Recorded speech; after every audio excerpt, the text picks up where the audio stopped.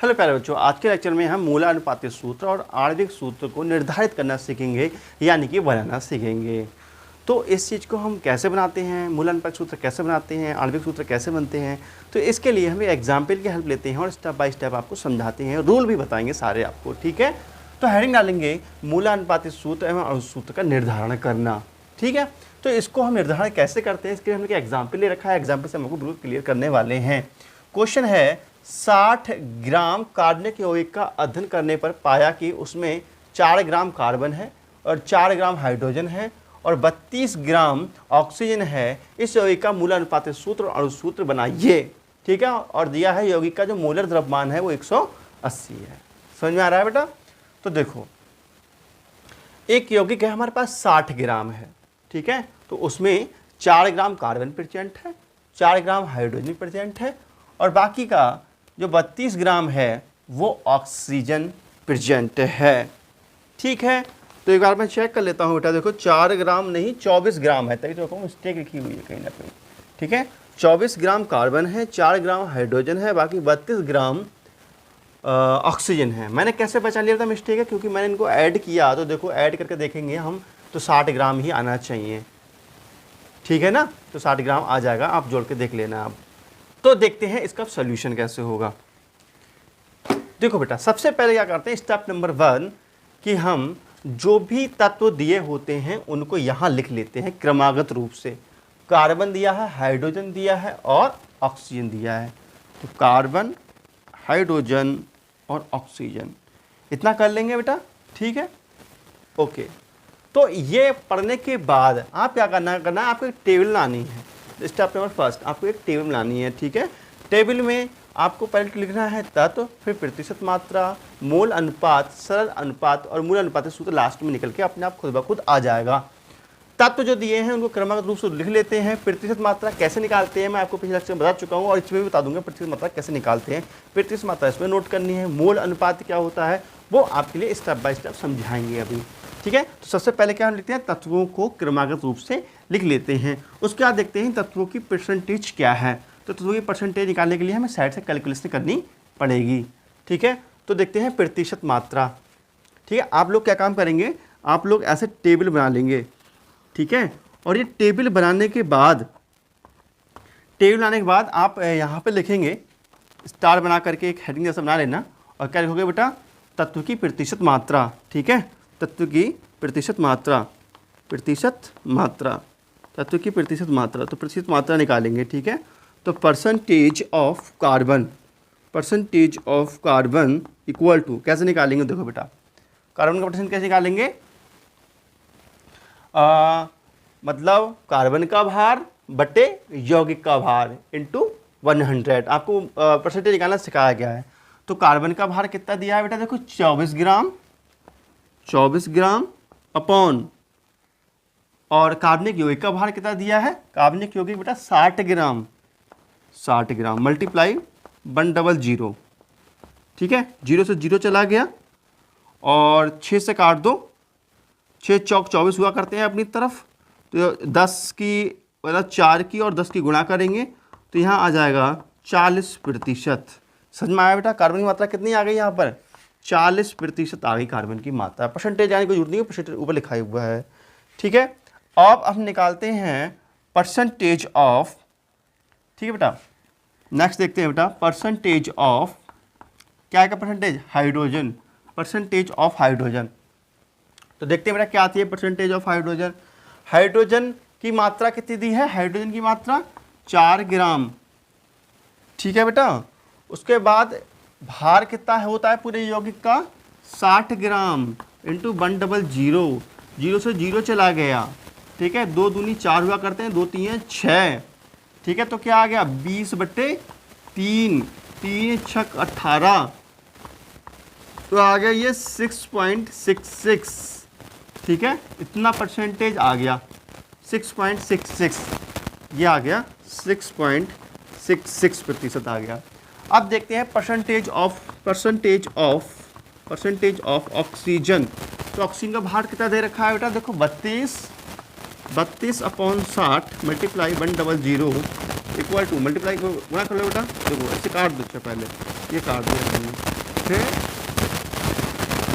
2 3 6, 2 1 2 और बचा 1, 2 6 12, ठीक है। तो हो गया 160/3, तो 3 पंजे 15 हुआ करते हैं, ठीक है। कितने बच्चे 1, तो 3 3 9, तो 53.33 आ जाएगा, ये 53.33%, ये आ जाएगा 53.33%।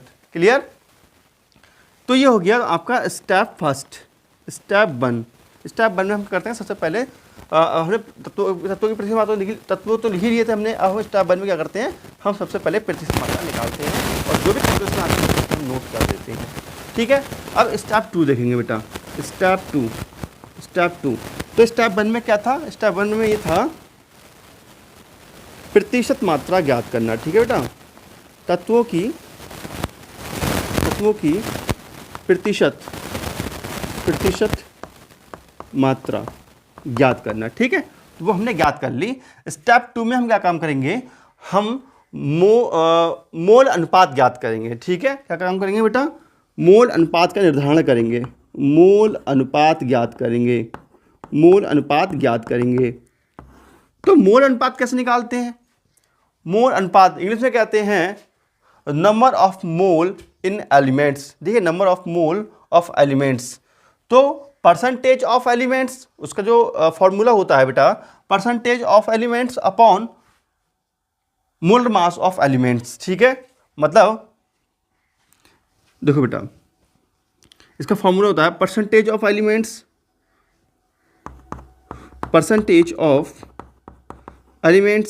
ठीक है, percent amount of elements, English में हिंदी में बताऊंगा बेटा भी, ठीक है। परसेंटेज अमाउंट ऑफ एलिमेंट्स, उसके बाद मोलर मास ऑफ एलिमेंट्स, ठीक है। हिंदी में कहते हैं इसको बेटा तत्व की प्रतिशत मात्रा बटे उसी तत्व का द्रव्यमान, ठीक है। तत्व की प्रतिशत मात्रा अपॉन क्या आ जाएगा बेटा, जो तत्व का मोलर द्रव्यमान होगा, ठीक है। तत्व का मोलर द्रव्यमान, ठीक है। आप क्या काम करें, फटाफट बेटा ये इसका क्वेश्चन लिख लें, टेबल बना लें, टेबल के नीचे ये चीज़ नोट करें, ये इतना लिखें और यहाँ से ये लिख लें, फिर मैं मिटा देता हूँ, फिर मैं आपको अगले समझाता हूँ उससे, ठीक है बेटा। इतना आप करेंगे फटाफट।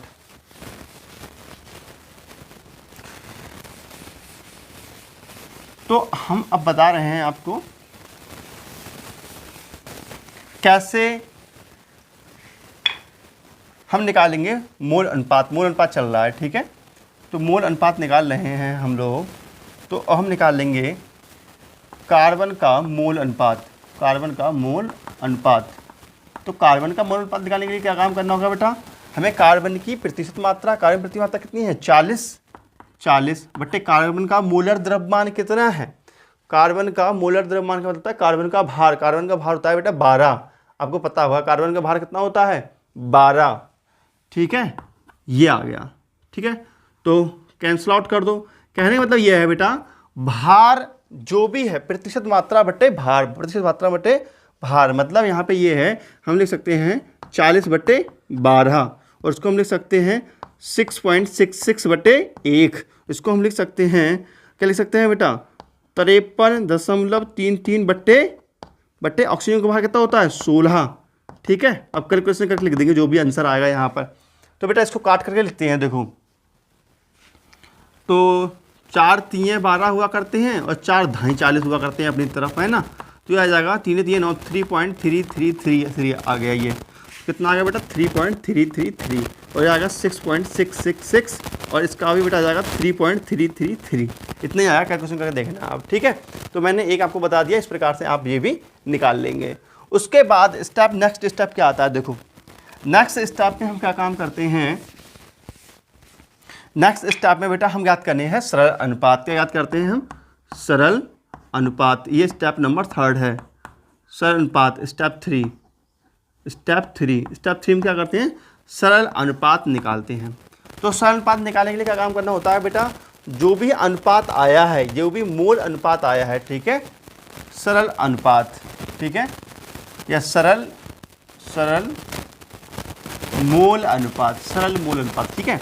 तो जो भी मोल अनुपात आया है बेटा, इनका सरलतम रूप लिखना है। सरलतम रूप कैसे करेंगे, जो भी छोटी मात्रा होगी उससे डिवाइड कर देंगे। नहीं आ रहा समझ में, अभी आ जाएगा बेटा। देखो हम लोग क्या काम करते हैं, जैसे 3.333 है, ठीक है, इसको ऐसे लिख लिया, 6.666 है और 3.3333 है। जो भी छोटा नंबर है उसी से हम भाग कर देते हैं। तो 3.333 और 3.333 और 3.333, देखा आप, इन तीनों में से छोटा नंबर है उसी से हम सभी को भाग कर देते हैं। तो यहाँ कितना उत्तर आ जाएगा, 1 आ जाएगा, यहाँ कितना आ जाएगा, 1 आ जाएगा, यहाँ कितना आ जाएगा, 2 आ जाएगा, ठीक है। तो इस प्रकार हम सरल अनुपात निकाल सकते हैं। तो सरल अनुपात का हम सूत्र क्या लिख देते हैं बेटा, देखो, मोल अनुपात बटे सूक्ष्म मोल अनुपात, ठीक है बेटा। मोल अनुपात और सबसे छोटा अनुपात है उसको भाग करते हैं, तो इस प्रकार हम सरल अनुपात ज्ञात कर लेते हैं, ठीक है। तो स्टेप समझ में आ गया बेटा। उसके बाद हम क्या काम करते हैं, उसके बाद हम देखते हैं, अब हमारा फाइनली आता है अतः, ठीक है, अब आता है बेटा, अब आता है हमारा मूलानुपाती सूत्र। क्या आता है, मूलानुपाती सूत्र।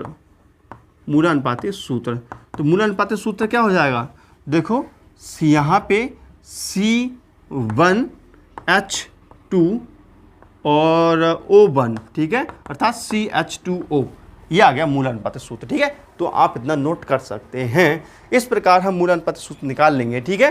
मैं इसको रफ कर देता हूँ, आप नोट करो फटाफट। तो देखो यहाँ पर टेबल में एक ऐसा मैंने बनाया था शुरुआत में, और यहाँ लिखा था मूलानुपाती सूत्र लिखा था बेटा, मूलानुपाती सूत्र लिखा था। तो मूलानुपाती सूत्र चाहो टेबल में लिख सकते हो बेटा। देखो C1 और H2 और O1, ठीक है, CHO, या इसको हम लिख सकते हैं CH2O, इसे कहते हैं मूलानुपाती सूत्र, ठीक है। समझ में आ गया। तो इतना आप नोट कर सकते हैं बेटा, ये मूलानुपाती सूत्र हम निकाल चुके हैं, ठीक है। अब बात ये आती है कि भैया मूलानुपाती गुरुजी तो बता दिया आपने, मगर ये बताइएगा कि हम आणविक सूत्र कैसे निकालें, ठीक है। आणविक सूत्र हम कैसे निकालें, अब देखते हैं बेटा आणविक सूत्र निकालना या अणु सूत्र निकालना, ठीक है। अब हम देखते हैं अणु सूत्र का निर्धारण, अणु सूत्र का निर्धारण। तो अणु सूत्र का निर्धारण करने के लिए बेटा क्या होता है, फॉर्मूला होता है अणु सूत्र का, है मॉलिक्यूलर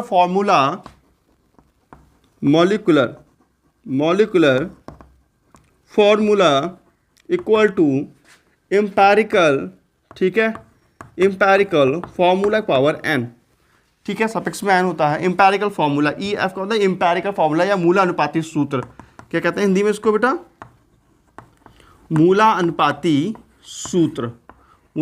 सूत्र का होल n, ठीक है। अब बात आती है भैया n क्या है, n गुरुजी n तो बता दो, n क्या है। देखो आणविक सूत्र कहते हैं या अणु सूत्र कहते हैं, अणु सूत्र बराबर क्या होता है बेटा, अणु सूत्र बराबर होता है अणु सूत्र निकालने के लिए फॉर्मूला होता है अणु सूत्र बराबर मूलानुपाती सूत्र की पावर होल n। मूलानुपाती सूत्र तो हमें ज्ञात हो ही गया, अगर हमें n की वैल्यू पता लग जाए तो यहाँ से हम अणु सूत्र निकाल सकते हैं। तो n की वैल्यू कैसे निकालेंगे, वेयर, जहाँ देखो n की वैल्यू क्या है बेटा, n की वैल्यू देखो, n की वैल्यू निकालने के लिए फॉर्मूला होता है मोलर द्रव्यमान, यौगिक का मोलर द्रव्यमान बटे यौगिक का मोलर द्रव्यमान बटे मूलानुपाती सूत्र का भार, मूलानुपाती सूत्र का भार, यानी कि मूलानुपाती सूत्र का भार हमारे लिए निकालना पड़ेगा, जो कि हमारे लिए पता नहीं है, ठीक है। तो देखो बेटा मूलानुपाती सूत्र का भार हम कैसे निकालेंगे, ठीक है। तो मैं साइड से निकाल देता हूं, इधर दो बेटा, मूलानुपाती सूत्र का भार, कैसे निकालेंगे बेटा? मूल अनुपात सूत्र होता क्या? CH2O है, ठीक है। तो C का भार कितना होता है? 12 प्लस 2 इंटू 1 प्लस 16, ठीक है। एडिशन कर लो इनका, तो ये कितना हो जाएगा? ये हो जाएगा 30। कितना हो जाएगा बेटा? 30, ठीक है। तो यौगिक का ये मोलर द्रव्यमान कितना है? मोलर द्रव्यमान है बेटा 180, दिया हुआ था यहाँ ब्रैकेट में दिया है 80, और ये कितना आ गया? 30, काट दो बेटा, तो ये आ जाएगा 6 आ जाएगा। कितना आ जाएगा? 6 आ जाएगा।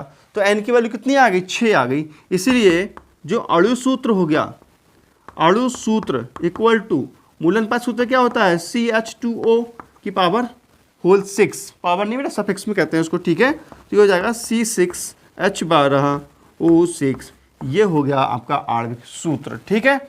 तो बेटा वीडियो तो आपको समझ में आ ही गया होगा।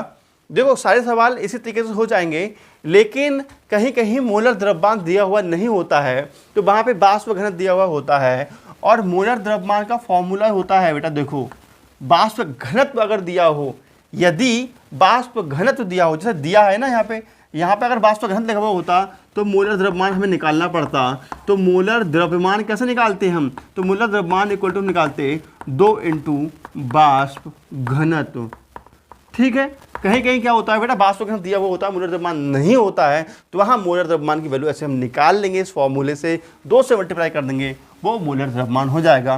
तो इस प्रकार से बेटा हम लोग अणु सूत्र ज्ञात करते हैं। तो स्टेप बाय स्टेप आपको समझ में आ गया होगा, यही तरीका है कि अणु सूत्र और मूल अनुपात सूत्र ज्ञात करने का।